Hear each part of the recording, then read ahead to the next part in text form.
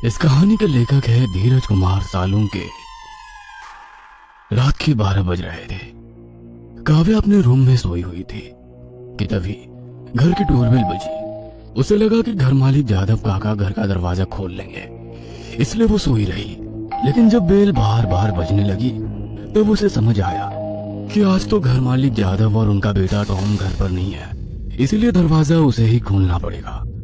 काव्या 2 हफ्ते पहले ही भाग्य विधाता मेंशन यानी वामन जादव के घर पेइंग गेस्ट बनकर रहने आई थी। घर में केवल 3 ही सदस्य थे, वामन जादव, उनका बेटा टॉम और काव्या। वामन जादव 65 साल के बुजुर्ग थे और उनका बेटा टॉम 30 साल का था, लेकिन पागल था। 30 साल का होने के बाद भी वो छोटे बच्चों की तरह बर्ताव करता था। उसे ज्यादातर अपने कमरे में ही रहना पसंद था। जब टॉम 13 साल का था तब उसकी माँ के किचन में जलकर मौत हो चुकी थी, इसलिए घर के काम करने के लिए उन्होंने शांता नाम की नौकरानी रखी हुई थी। खैर, काव्या ने जाकर दरवाजा खोला, लेकिन बाहर कोई भी नहीं था। तभी उसकी नजर जमीन पर पड़े गिफ्ट पेपर पर रैप की गई चीज पर गई। उसने वो चीज उठाई तो उस पर लिखा हुआ था टू काव्या विथ लव। वो उस गिफ्ट को उठाकर घर के अंदर आई और सोफे पर बैठकर उसने वो गिफ्ट खोला। वो एक पेंटिंग थी जिसे देखकर काव्या डर के मारे कांप उठी, क्योंकि उसमें उसी की पेंटिंग थी। उसका कटा सिर डाइनिंग टेबल की प्लेट में रखा गया था। शरीर के बाकी कटे अंग जैसे कि हाथ पांव भी उसी टेबल पर रखे गए थे। और हैरानी की बात तो ये थी कि वो डाइनिंग टेबल उन्हीं के घर का था। उसने डर के मारे वो पेंटिंग नीचे फेंकी और अपने कमरे में भागी। उसने दरवाजा बंद कर दिया और कांपते हुए ब्लैंकेट ओढ़कर सो गई। काव्या का डर लाजमी था, क्योंकि कुछ 4 दिन पहले उसे ऐसी ही पेंटिंग उसके स्कूटी पर मिली थी। वो पेंटिंग उसकी बिल्ली की थी, जिसमें वो रास्ते पर कुचलते हुए हालत में खून से लथपथ पड़ी हुई थी। ये देख वो काफी डर गई थी। उसने वो तस्वीर जादव काका को दिखाई। तब काका बोले, अरे यार, डरने की कोई बात नहीं है बेटी। ये तस्वीर जरूर पागल जोसेफ ने बनाई होगी। वो एक पेंटर है और अपनी डरावनी पेंटिंग से इस इलाके के लोगों को डराया करता है। पागल जोसेफ गली में घूमने वाला एक आदमी था। काव्या जब भी रास्ते से गुजरती तो वो काव्या का पीछा करता, उसे घूरते रहता। काका के कहने के बाद काव्या ने उस तस्वीर को नजरअंदाज कर दिया। लेकिन उसके दूसरे ही दिन घर के सामने वाले रास्ते पर काव्या की बिल्ली कुचले हुए हालत में पड़ी थी। उसे किसी गाड़ी ने कुचल डाला था और वो वैसे ही मरी पड़ी थी जैसे उस पेंटिंग में पेंट की गई थी। और अब काव्या की पेंटिंग उसे मिल गई थी, जिसमें उसके शरीर के कटे हिस्से उसके घर के डाइनिंग टेबल पर पड़े थे। उसे डर लगने लगा था कि कहीं वो पेंटिंग सच ना हो जाए। दूसरे दिन सुबह जब काका और टॉम घर पर आए तो काव्या ने उन्हें वो पेंटिंग दिखाई। पेंटिंग देख काका और भी हैरान हो गए थे। डरे हुए काव्या को देख वो बोले, तुम बिल्कुल भी घबराओ मत। मेरे होते हुए तुम्हारा कोई बाल भी बांका नहीं कर सकता। और ऐसे कहते हुए वो पेंटिंग लेकर जोसेफ से मिलने चले गए। शाम का समय था। काव्या अपने काम से घर लौटी थी। जब वो घर के गेट के पास आई तब उसने देखा कि गेट के बगल में वो पागल खड़ा हुआ था। वो काव्या को देख कान पकड़कर माफी मांग रहा था। उसे माफी मांगते देख काव्या का डर निकल गया और वो घर के अंदर चली गई। टॉम लिविंग रूम में सोफे पर बैठे टीवी पर कार्टून देख रहा था। काव्या को देख वो शर्माया और अपने कमरे में चला गया कि तभी डोरबेल बजी। शांता ने दरवाजा खोला तो फर्श पर और एक गिफ्ट पेपर में रैप की गई पेंटिंग उसे दिखाई दी। उसने गेट की तरफ देखा तो वहां पर पागल जोसेफ उसे दांत दिखाकर मुस्कुरा रहा था। शांता ने पेंटिंग अंदर ली और दरवाजा बंद कर दिया। काव्या डर गई, क्योंकि ना जाने उस पेंटिंग में क्या निकलने वाला था। शांता ने गिफ्ट पेपर हटाया और जब पेंटिंग देखी तो हंस पड़ी। उसने वो पेंटिंग काव्या को दिखाई। पेंटिंग में काव्या खुशी से टॉम के गले लगी हुई थी, बिल्कुल उसके गर्लफ्रेंड की तरह। ये देख वो भी हंस पड़ी। ये देखो, ये पागल जोसेफ तो सच में गधा है। भला तुम उस पागल टॉम से क्यों चिपकने लगी? जाने दो ना शांता काकू, आप भी ना। काव्या हंसते हुए बोली। खैर, काव्या ने कल रात मेरी पेंटिंग का डर अपने दिल से निकाल डाला था। शाम के कुछ 8 बज रहे थे। शांता किचन में खाना पका रही थी कि तभी काव्या वहां पर आ गई। काकू, कितनी देर लगेगी? भूख से मेरे पेट में चूहे दौड़ रहे हैं। अरे बस 5 मिनट। जैसे ही चावल पक जाएंगे मैं तुम्हें खाने के लिए बुला लूंगी। शांता ने कहा और काव्या अपने कमरे में चली गई। आधा घंटा बीत चुका था, लेकिन अभी भी शांता ने उसे खाना खाने के लिए नहीं बुलाया था।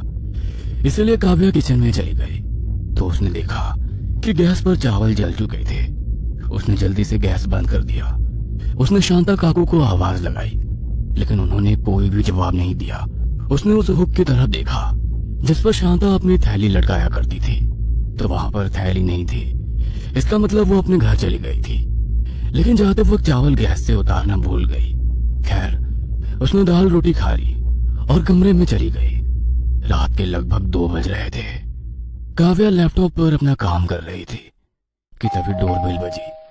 उसने सोचा कि जादव काका देख लेंगे, लेकिन बेल बार बार बजने लगी। तब उसे लगा कि शायद बूढ़ा सो गया होगा, इसीलिए वो दरवाजा खोलने चली गई। और जब उसने दरवाजा खोला तो वहां पर एक और पेंटिंग जमीन पर पड़ी हुई थी। उसने आजू बाजू देखा तो उसे कोई भी नजर नहीं आया।